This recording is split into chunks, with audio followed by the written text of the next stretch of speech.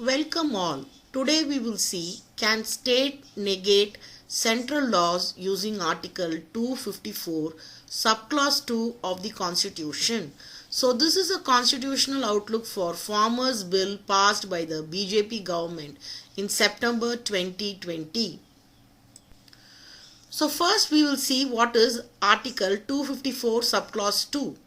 Article 254 subclause 2 refers to a scenario where law made by the state legislature concerning any matters that fall in the concurrent list, that is 7th schedule, contains any provisions repugnant to the provisions of an earlier law made by the parliament of an existing law with respect to that matter. In such a case, the law made by the state legislature will prevail, provided it is reserved for the consideration of the President of India and receives his assent. So, any bill that is passed should at last end with the assent of the President to become an act. So, with that rule, we will see what is next. How can states use this provision? This provision gives flexibility to state legislature to make a law different from what is applicable in that state due to parliamentary law already in operation. Of course, this flexibility is only available on matters that are in the concurrent list, that is the third list of Schedule 7 of the Indian Constitution. Under that list, both the parliament and the state legislature could legislate subjects to the rule that parliamentary law will prevail over the state law. Now we will see what all is covered under concurrent list, that is list 3 of the 7th schedule. The concurrent list provides a rich set of topics for the states to take a lead in reform. So the reformation is the thought process behind this. It covers areas such as criminal law and procedure, marriage, divorce and adoption, bankrupt and insolvency, social security, education including technical and medical education and electricity. Agricultural too comes under this list. Will this provision help the states? Those states could come out of their own bills to some extent to override the statutes passed by the parliament.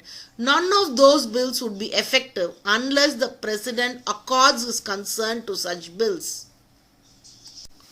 What happens if the president does not give his consent? It's a sole prerogative of the president whether to sign the state bill or not. It's a rare circumstances wherein a state bill is accepted by the president without the centre on board. In case the centre is opposing a bill, then the president, who works on the aid and advice of the Council of Ministers, can also refuse to give his consent to the state bill. Can state approach the Supreme Court challenging the central law?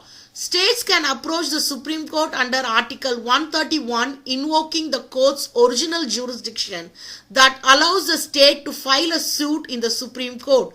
In case of any dispute that it may have with the central government, Article 131 could be used to examine the constitutionality of a statute. So there is a provision under Article 131. Now if you see in the Farmers Bill, the Kerala government has initiated the case before the Supreme Court.